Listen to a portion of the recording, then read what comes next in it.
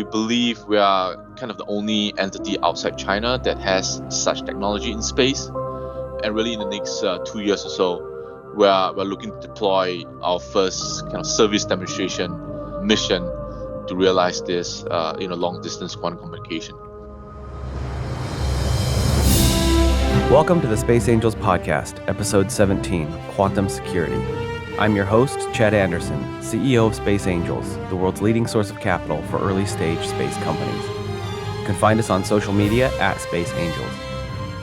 In this podcast, we explore what's happening at the cutting edge of this new entrepreneurial space age and speak to the founders at the forefront. Today, we're going to be talking about quantum security. You may know that quantum computing is advancing rapidly, and this is creating a problem for secure communications that rely on the supposed mathematical complexity of asymmetric encryption keys. Although these keys are secure against computational hacks today, most are easily cracked with quantum computers. China is leading the world in its own impenetrable quantum secure network. With offices in Singapore and Colorado, SpeQtral are the only company outside of China that has demonstrated a quantum light source on orbit. The company seeks to leverage quantum technologies to offer secure, scalable solutions for distributing symmetric encryption keys using satellites as trusted key exchanging nodes. They're a quantum security company, and what they're building has been described as the security layer for the quantum internet. That's why I'm so excited about today's guest, Chune Yang Lum, who's CEO of SpeQtral, a space capital and Space Angels portfolio company described as a game-changing startup of 2020 by CB Insights. Joonyoung was previously head of strategic development at the Center for Quantum Technologies in Singapore. He has over 10 years of business development experience, most notably with SES, a world-leading satellite operator in Luxembourg, where he was a senior manager focused on the Asia-Pacific region. He also has a master's in physics from Penn State and an MBA from INSEAD. Joonyoung, great to have you on the show. Thanks for taking the time to speak with us. Oh, thanks, Chad. It's a pleasure. So if you were in Singapore, it'd be very late in the evening, but you happen to be in the Bay Area today, so a little bit more civilized time. Yeah, that's fine. Morning or late at night, that's great for me. I know that from personal experience working with you. Okay, so we have a lot to cover today, and I want to dive in. To start us off, can you tell us a little bit about yourself and how you became involved in quantum computing? Sure. So I studied physics for my undergrad, and all along in my teenage years has been very interested in physics and quantum physics in particular. And in my early career, I did a number of experiments and research in quantum entanglement experiments, and that's how I got involved in the quantum world. Obviously, that in the early 2000s was very early in terms of technology development, but really in the past few years, we've seen tremendous progress in quantum technologies in general, and particularly so in quantum computing and also quantum communication. Okay, great. And so this is a complex topic, and as you said, things are moving really quickly. So I'd like to start at the foundational level and just kind of cover some basics. Can you help our listeners? I mean, most people have probably heard of quantum computing and they know that things are developing there, but can you help us understand what it is and how it works? Sure. So quantum computing is the concept that we are using single particles, either atoms, ions, or in another more complex term, superconducting qubit. And I'll try to break it down slowly. So a qubit in quantum computing speak is a quantum bit. Essentially, you can map a physical quantity of an atom to like a 1 and a 0. Right, and the special thing about a qubit is that you can prepare that qubit in a state where it's a mix of 0 and 1, which is fundamentally different from what the bit, the ones and zeros that we are used to right now. So having this ability to control and manipulate that qubit right now enables physicists and a lot of companies right now to do very interesting computations using quantum algorithms. And with this, it opens up a lot of potential for new algorithms to run on applications. People talk about quantum machine learning, breaking encryption codes, and so on and so forth. And so classical computers, they crunch a lot of ones and zeros, and they just we pour more and more compute power into the computers, and they become faster and stronger, and they're able to crunch ones and zeros faster and more efficiently. But what you're saying is a qubit uses superposition, so it can be in a 1 and a 0 at the same time, and this effectively allows multitasking, and that's what makes a qubit so powerful. Is that accurate? Yeah, essentially that's accurate. And combined with another concept, which is called entanglement, you really want to entangle the individual qubits together. And with the concept of superposition and entanglement, you're preparing the whole kind of ensemble of qubits in a state where you can do meaningful computations on it. And that's drastically different from the sequential ones and zeros and processes that a classical computer has. Okay, and so what would take years for a current computer to do, a quantum computer can achieve in just a few moments. Is that correct? I mean, I've heard, figures like 1 million times more processing strength than all of the world's computers today combined. Is that real? Yeah. So there's a caveat to it. So with a quantum computer, you need an associated quantum algorithm that can run a certain task much faster. So not all tasks can be run on a quantum computer faster. Like, for example, just like a word processing on a laptop in Word, a quantum computer wouldn't have any speed ups or advantage over a classical computer. However, for certain computations, just for example, encryption that we use today is based on a difficult mathematical problem, and apparently so that mathematical problem has an associated quantum algorithm called a Shor's algorithm that a quantum computer with the Shor's algorithm would be able to compute much faster than the classical computer can. Okay, and then so labs around the world are racing to develop the first commercially viable quantum computers. We've seen a lot of headlines, I'm sure. I hear that it's likely still years away, but there's some companies that are working on this. Who's out there focused on the race to quantum supremacy? Right. Yeah. So it's very, very exciting right now in the kind of that quantum computing hardware development. The idea has been around for like 20, 30 years, and literally over the last 4 or 5 years, there has been essentially exponential or even double exponential, as some people claim, speed ups in kind of the development of quantum hardware. So some of the major players today are Google, IBM, and there's a number of very well-funded startups in this domain, like Rigetti, like IonQ, and Xanadu, and a few other kind of major companies or startups coming through and having very, very good and concrete progress. But defense contractors and like Lockheed Martin and others are really looking at this as well, aren't they?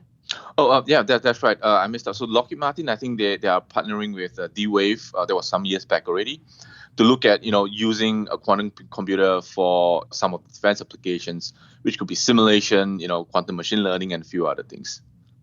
Okay, so with regards to security, there is a serious threat to current cryptographic systems, right? I mean, you mentioned that not in all cases, but there's a lot of cases in which current encryption would not be adequate to combat and deter or fight off a quantum attack.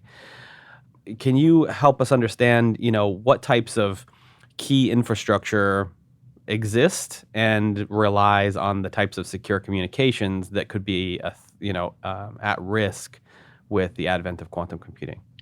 Right. So right now, I think the current understanding is that there's this encryption standard that we use is called a public key infrastructure or public key encryption, which essentially uses a complex mathematical problem. This is called factorization. That is currently under threat. A quantum computer with Shor's algorithm would be able to crack this PKI. Usually we use, in more technical term, the RSA standard, and also another kind of algorithm called the ECC, elliptical curves. Those two will be vulnerable to potential quantum computing. Yeah. So and that I think I think over 90% of all the kind of encryption algorithms used today are based on either one of those types, RSA or ECC. Okay. So this is a really big problem, potential problem. Yeah, it is a huge problem. So a lot of it depends on the security policy of the entity of that individual, on how you want to think about this. So fundamentally, for those entities that absolute secure communication is key to the organization, there needs to be kind of a rethink on that infrastructure, that key exchange infrastructure, on how you share secret keys between parties to allow secure communication. Is it fair to say that China is leading the world in this regard, and in regards to creating its own impenetrable quantum secure network? Yeah, I would say that is a very fair statement. There's a lot of developments, especially implementation projects in China that allows them to have this secure communication network. I'll cite two examples.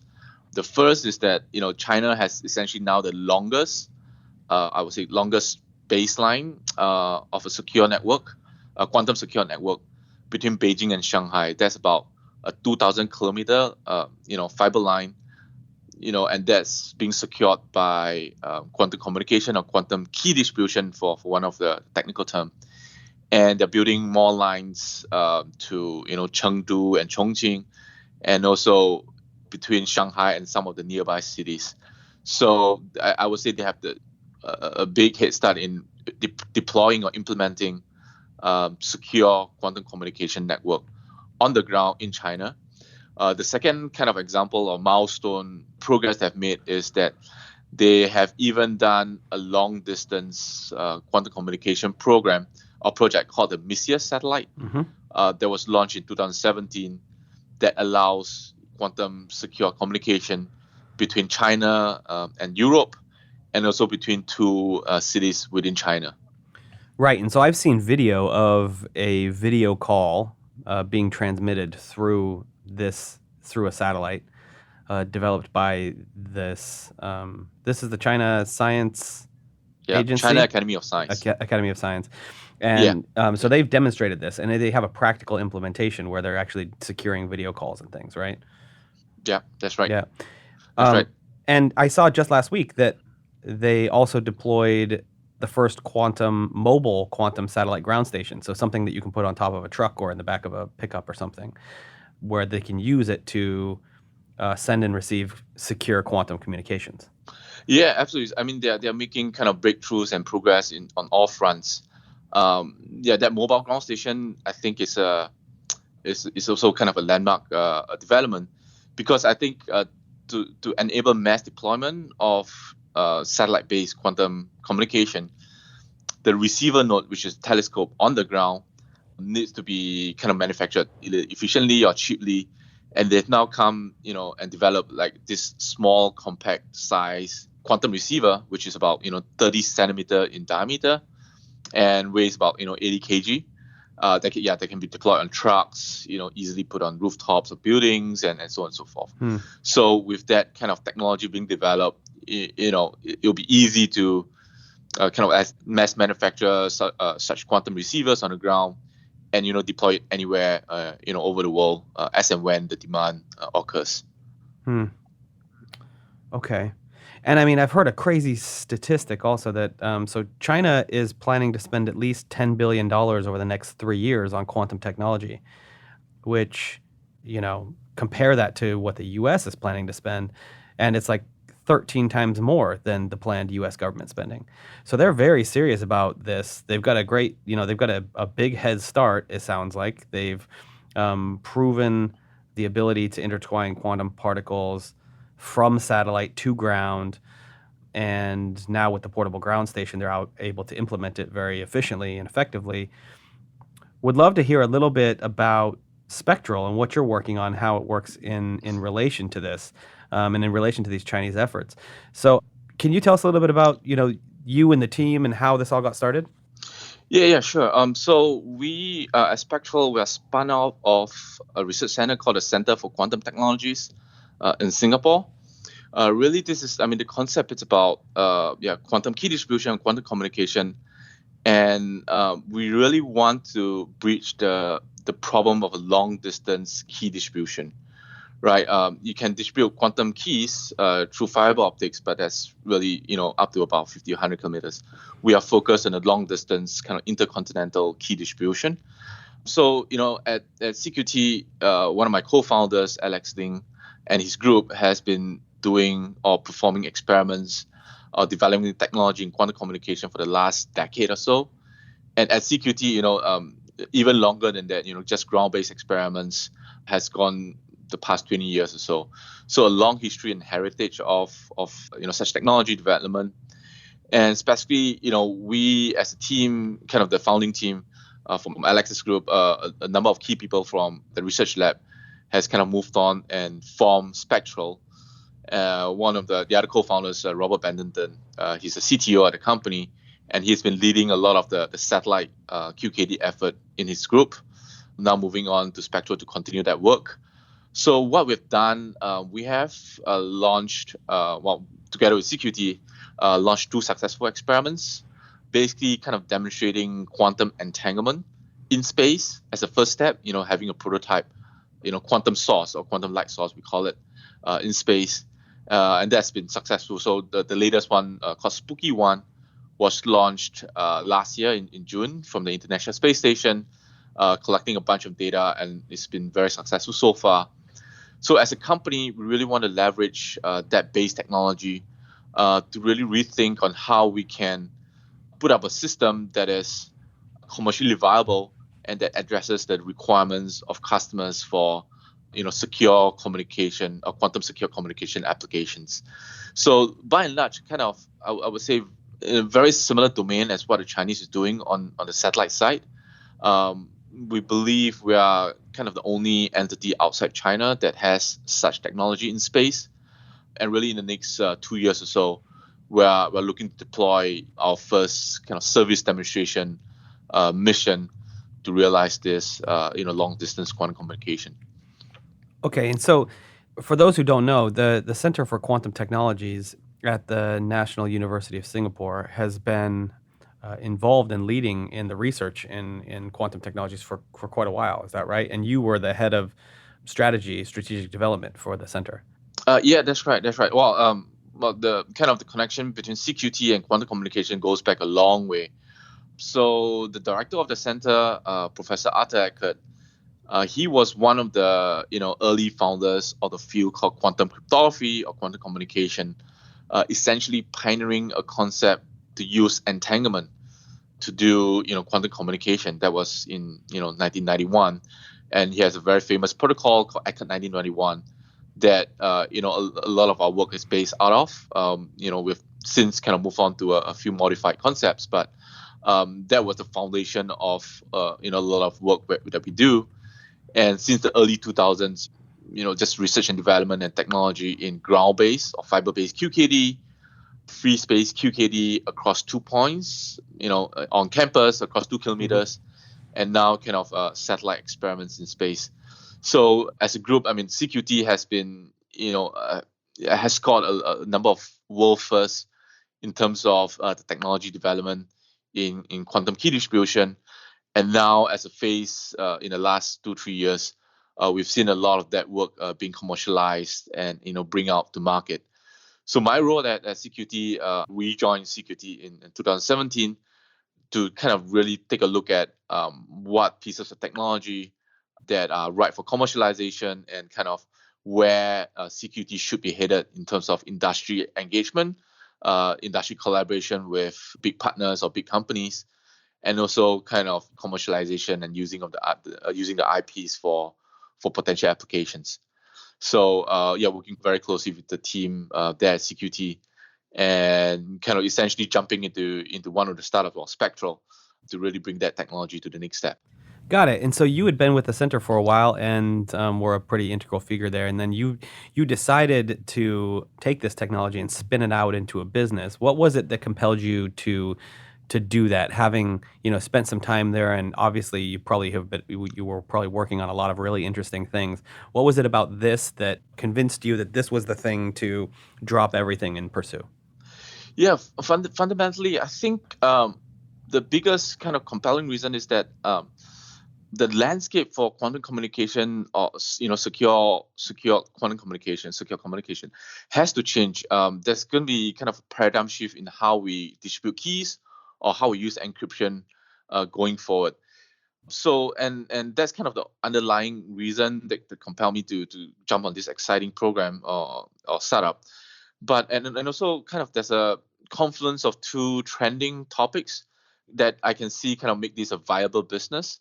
Again, technology is great, but without a market for it, without a demand for it, it can't stand on its own 2 feet, right? So on the technology front, I think we've come to a point where it's mature enough to kind of take that next step into developing it into a user product.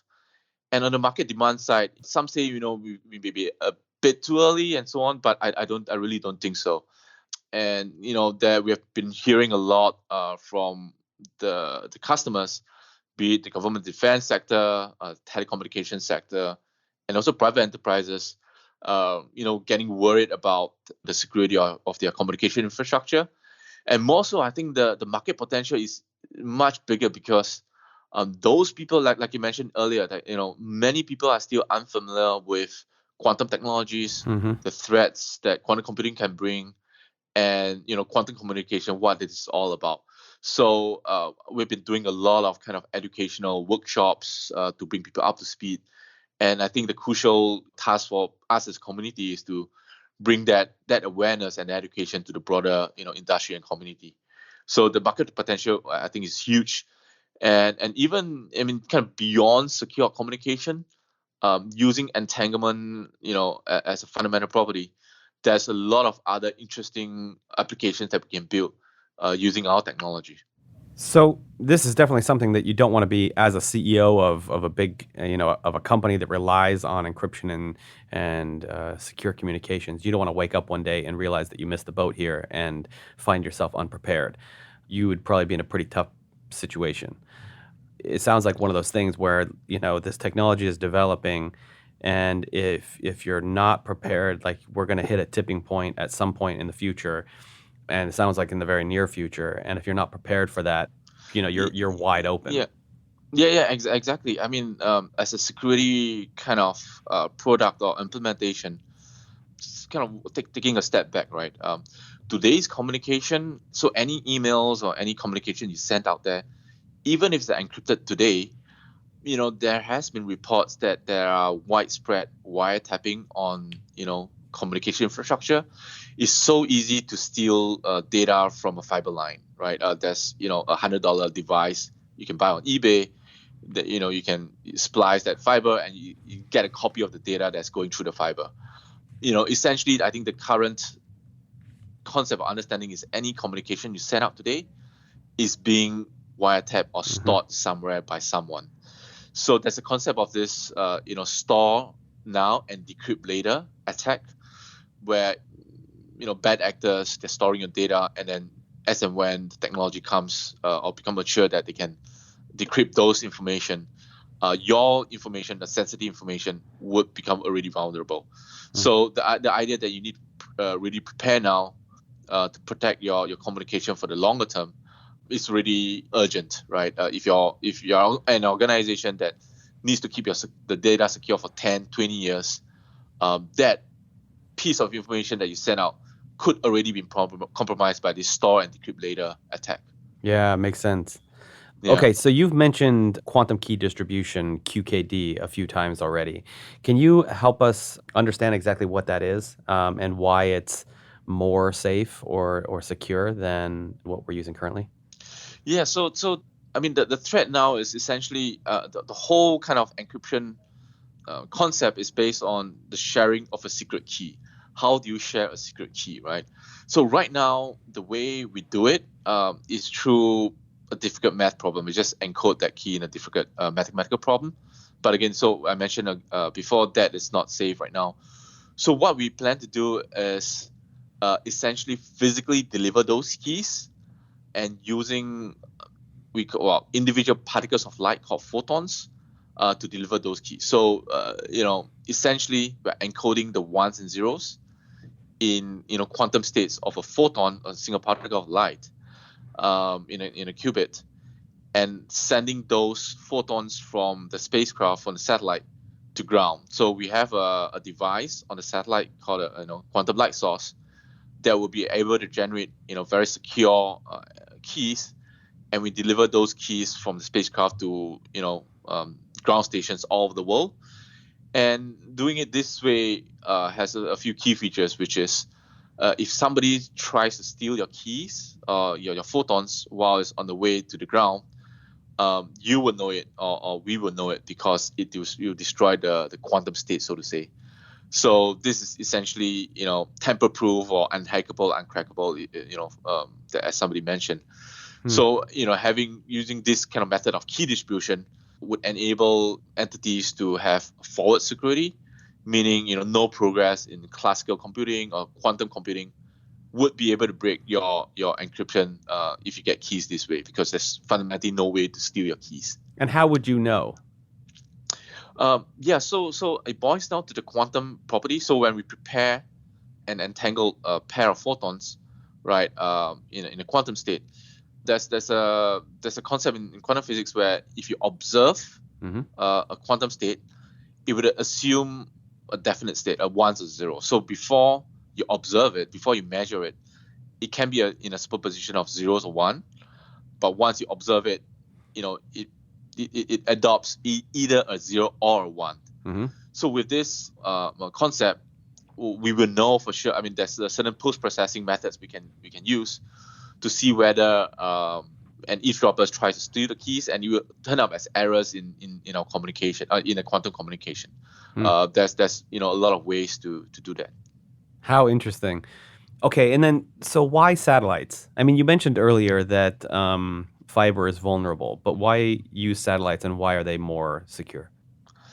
Yeah, so satellite, they are kind of more secure in the sense that, hacking a satellite is fundamentally more difficult than splicing a fiber line on the ground. But really, I think that the use of satellite is for the long distance. There's no way to relay quantum signals over a long distance. We use satellite to relay those signals across large distances. And I think technology has come to a stage. The news, Chad, you've been in kind of news space for a long time, and the technology is really mature that we can put small kind of size CubeSats in space at a cost effective manner, and propagate that worldwide, right? Using a quantum device on the spacecraft. So space gives you a unique vantage point. It's scalable, and you're able to transmit these signals across very long distances. Yes, that's correct. Yeah. Got it. Okay, so this has all been super fascinating, and the tech is incredible, super interesting, but this is a startup, as you said, and you've gone from working at the center and doing research now to running this startup. What is the business model here? How are you planning on making money with this tech? Yeah, so we have a couple of kind of business models, two distinct ones. The first is, again, I think we can deliver, or we're kind of offering a dedicated mission for companies or entities that needs it. So we call it a bespoke mission. Essentially, we'll build the satellite and with partners, but we'll build the quantum hardware ourselves, integrate it and launch a mission for a customer. And they can use it anywhere they want or anyhow they want, right? And we have, us as a company, we wouldn't have that control. So it's good for companies or entities that want that absolute security and also that confidentiality in terms of how they want to operate the quantum satellite. So that's one model that will kind of deliver a full mission to them.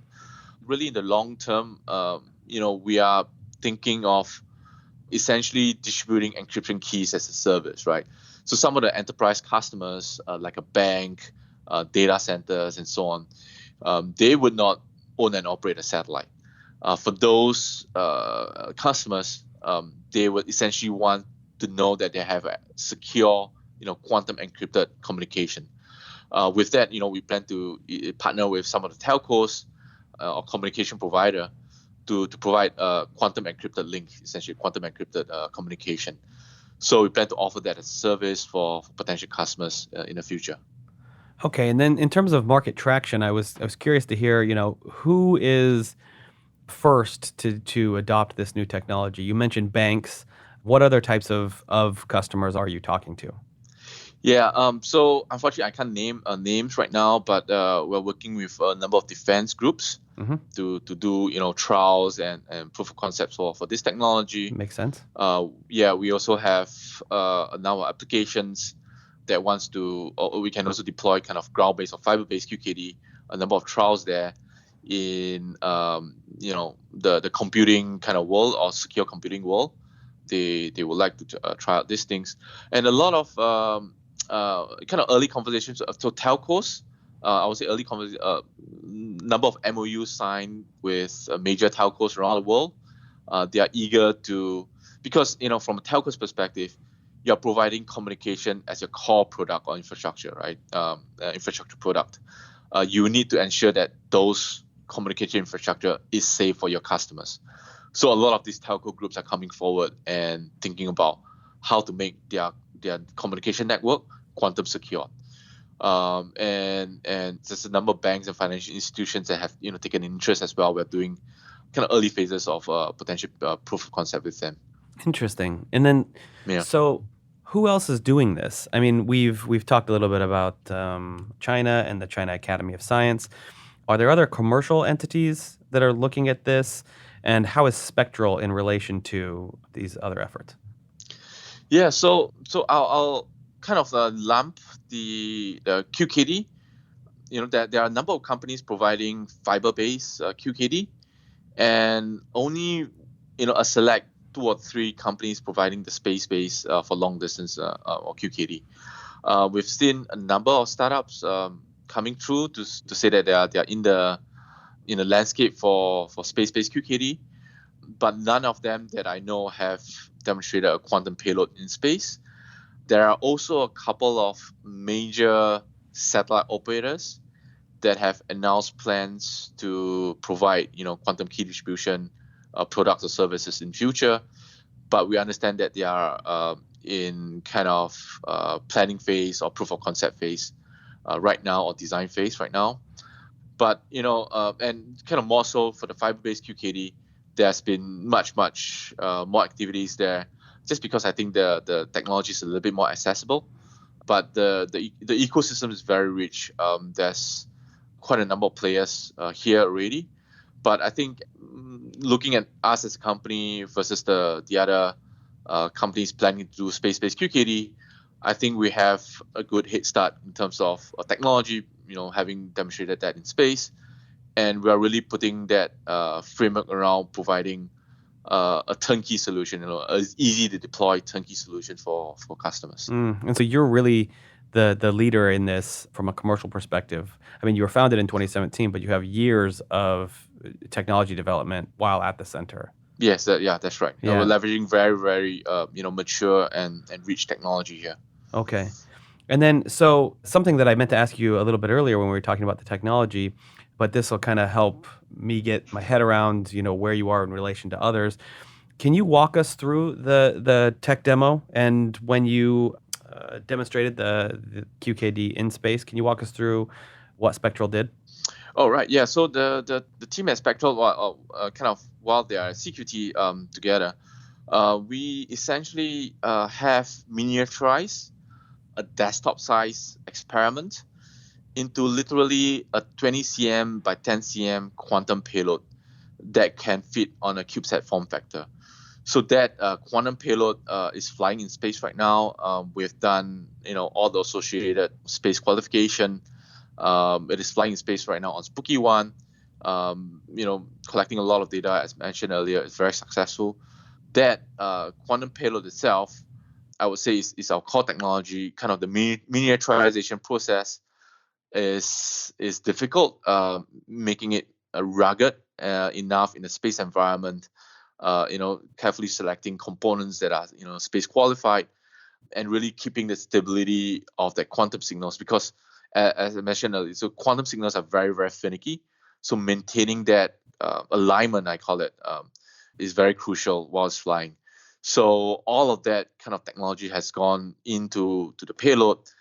We make it very rugged, very stable in space, and that's kind of essentially the landmark or major milestones that we have as a company together with CQT.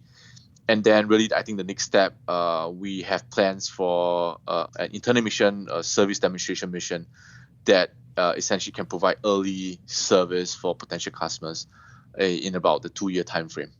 Okay, yeah, that was my next question is what's next for Spectral? Is it taking that signal now and bringing it to the ground, to and from the ground, and essentially closing the circuit here?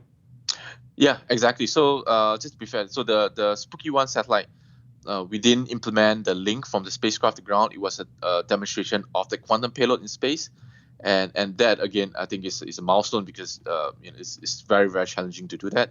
Our next step, yeah, you're right. So we'll have, in our next iteration, we call it Spectral 1. That's going to be our next satellite.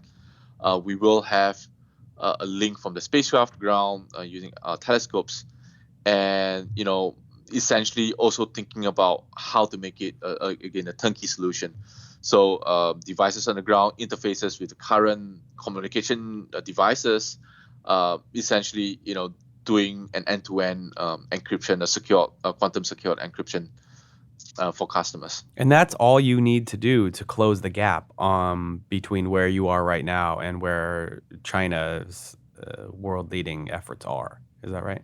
Yeah, absolutely. So just to close the link, and we don't really see that as any kind of technology showstoppers. Laser comms, as you might know, is pretty mature already right now. Kind of beaming, use laser communication from spacecraft to ground. So we're going to work with a couple of key partners there that has very mature technology to bring that to bridge that link.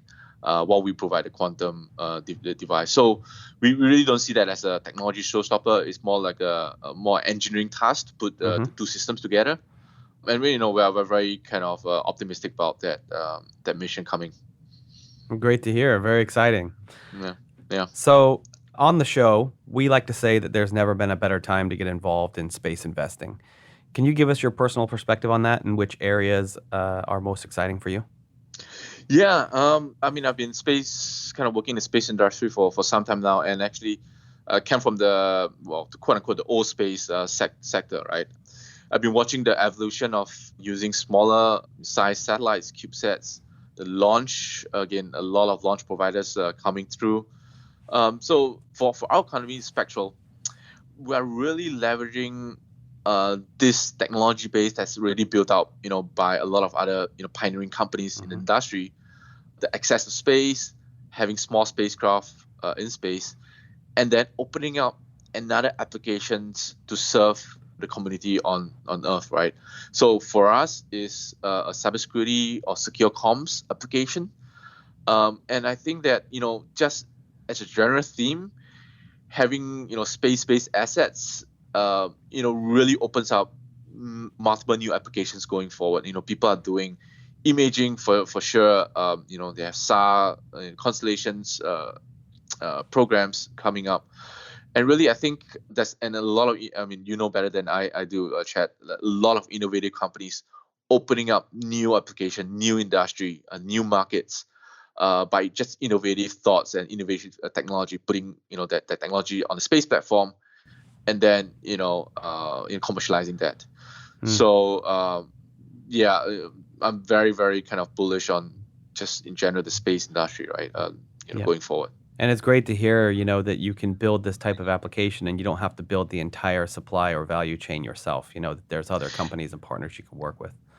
Yeah, exactly. I mean, if us as a company, we're going to do the whole kind of chain, including all the supply chain of launch and satellite manufacturing, this is going to be a daunting task, right? Yeah. Like 10 years ago, I would never imagine being able to do that. But now, with the kind of ecosystem in place, it makes it so much easier, and we concentrate on what we do best, which is kind of the quantum stuff, and a lot of the the space hardware and services. There's a lot of great partners out there. Okay, and if listeners would like to learn more about Spectral, what's the best way for them to go about doing that? Oh, well, you can visit us on the website. You can contact me. I think the information is on the website as well. At Spectral with Spectral with a Q, spectral.space. That's correct. Okay. Yeah. And we'll put a link to that in the show notes as well. Sorry. Yeah. Yes, please. Great. Joonyoung, it was great talking to you. Thank you very much for your time today. Certainly a very interesting conversation. Great. Well, thanks a lot, Chad, for the invitation. Happy to share, what we have and what I know, and best of luck for the podcast. Thanks for tuning in to the Space Angels podcast. If you enjoyed this episode, please leave us a review on Apple Podcasts or wherever you get your podcasts, and subscribe to make sure you never miss an episode. If you're interested in learning more about investing in space startups, I invite you to visit our website, spaceangels.com, where you can learn all about how you can invest in this exciting new innovation economy.